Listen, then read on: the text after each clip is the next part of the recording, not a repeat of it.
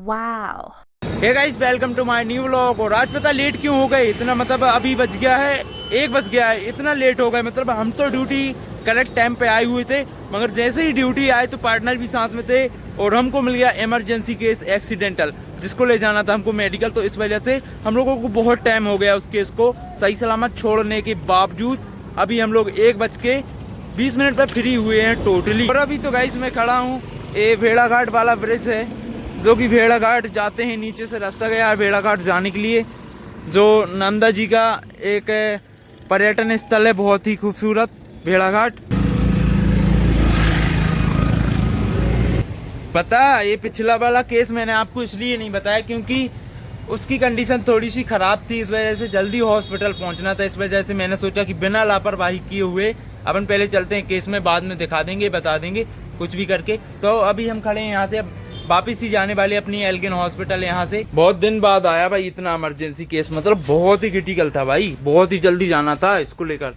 और हम छोड़ भी आए और एडमिट भी करवा दिया बढ़िया सा। गाड़ी भी मैंने पहले ही चेक कर ली है और सही है, आप ही देख लो, सही है बिल्कुल, मेरे को सही समझ में आ रही। और कल एक नुकसान जरूर हो गया गाइस हमारा, ये पार्टनर के हाथों हो गया है कि मतलब निकल गया है चक्के में, ब्रेकर्स में आके ये हमारा सायरन निकल गया है, ये देख सकते हैं आप सायरन।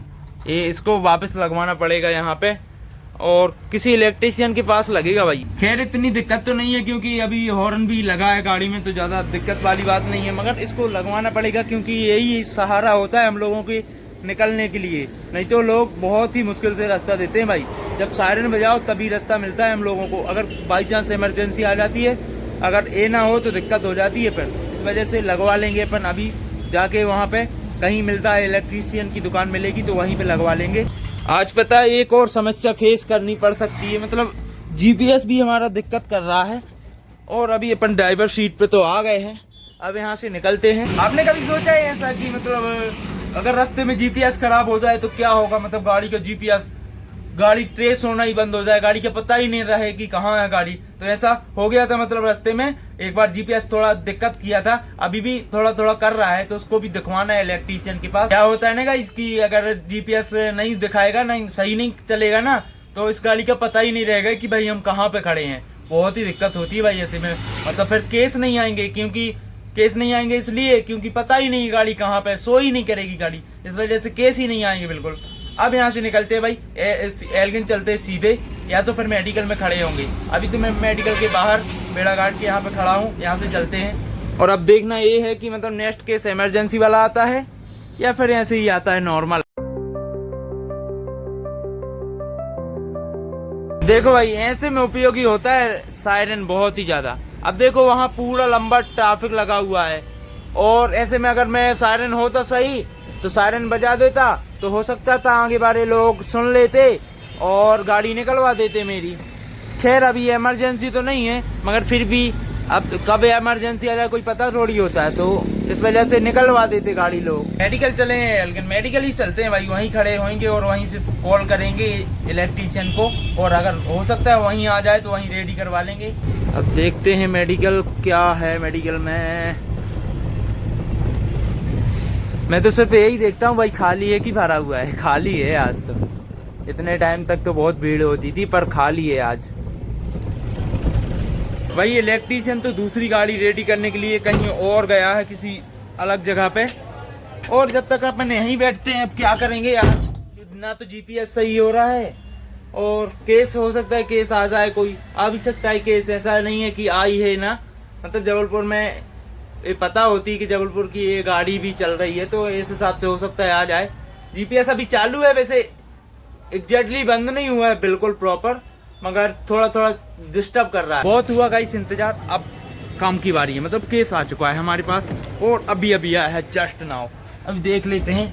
और मैं तो सोचता था भाई ये पीछे गाड़ी खड़ी है, बस खड़ी है, मतलब ये भी मेडिकल की है भाई, मेडिकल में ही चलती है, और एक और ये खड़ी है भाई, ये भी मेडिकल में चलती है, और एक और वो खड़ी, ऐसे करके कितनी गाड़ी है। मतलब मेरे को तो 5-6 का बारे में पता था कि 5-6 टाइप की गाड़ी होती है, मगर यहाँ तो काफी सारी गाड़ियां खड़ी हैं कई प्रकार की, और कई तो इस्तेमाल होना बंद भी हो गई हैं, खड़ी हैं ऐसे ही, मतलब कब यहाँ से फेंक जाएं कोई भरोसा नहीं। मतलब पुराने जो टेंडर हुए थे वो वाली गाड़ियां अभी भी खड़ी हैं, कुछ पुरानी गाड़ियां। अब जैसे ये बस है तो ये बस तो चलती है भाई, ब्लड कलेक्शन वाली है ट्रांसपोर्ट की। और जो ए वाली गाड़ी है भाई, ये रक्त परिवहन रक्तदान वाली, ये वाली बंद हो गई है भाई। और वो साइड वाली तो चल रही छोटी ओमनी वैन है, जो कि हॉस्पिटल टू हॉस्पिटल, यही मेडिकल हॉस्पिटल बड़ा है ना बहुत, तो इधर मरीज अगर दूसरे वार्ड में शिफ्ट होता है तो इन्हीं छोटी गाड़ियों से ले जाया जाता है।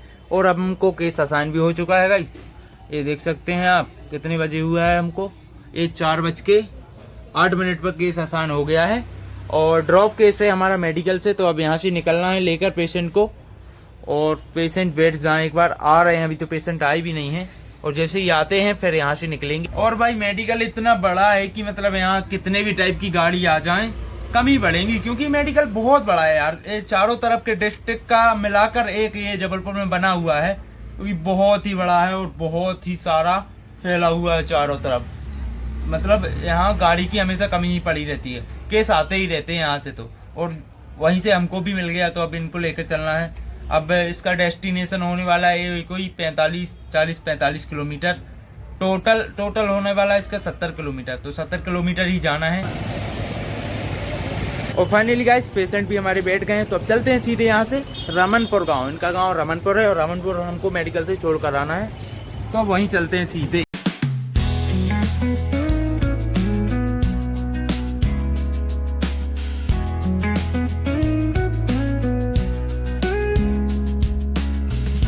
फाइनली गाइस कंप्लीट हो गया ये केस भी।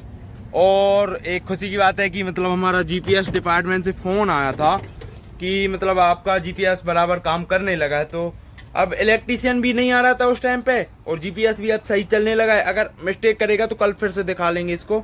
और जो सायरन था हमारा खराब, वो भी मैंने इलेक्ट्रीशियन के पास ही जाके डाल दिया, खुद ही डाल दिया, मतलब उसको नहीं बुलाया, वो तो कहीं काम में फंसा हुआ था तो उसकी दुकान पर डाल दिया।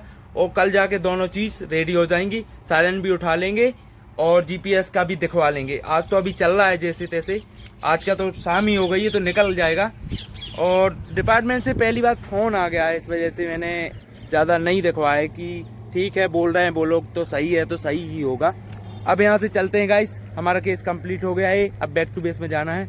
और अभी हम खड़े हैं प्यारे से एक गाँव में, जो आपको बताया था अभी, रमनपुर।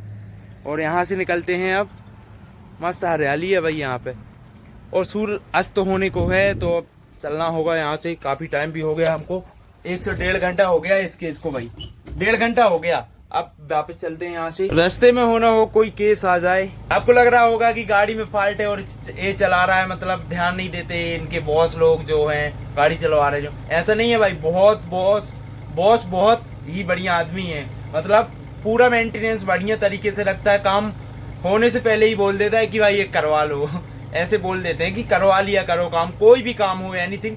तो ये छोटा सा काम था, इस वजह से मैंने बॉस तक नहीं बताया, ये तो हम लोग ही हैंडल कर लेते हैं। तो अभी तो इसका बताने का कोई रीज़न नहीं समझ में नहीं आ रहा है, हम लोग ही करवा लेंगे।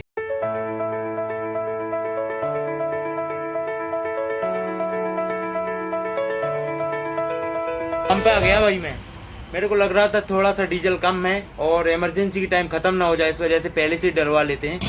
इतना है भाई, अभी ये देख सकते हैं आप, 4 पॉइंट है, मतलब अभी कितनी 100 200 300 किलोमीटर चल सकती है आसानी से बिल्कुल। और भाई डीजल तो मैं डलवा लूँगा, आज मैं आपको नहीं बताने वाला कि डीजल कैसे डलता है, क्योंकि 2 बार मैं ऑलरेडी बता चुका हूँ। तो आई होप आपको ये वीडियो ज़रूर पसंद आएगा गाइस, और हमारा परिवार का हिस्सा बनिए और सब्सक्राइब कीजिए और प्यारा से कमेंट कीजिए, जिससे कि हमको थोड़ा कॉन्फिडेंस आए। और मिलते हैं अपन नेक्स्ट ब्लॉग में, बाय बाय।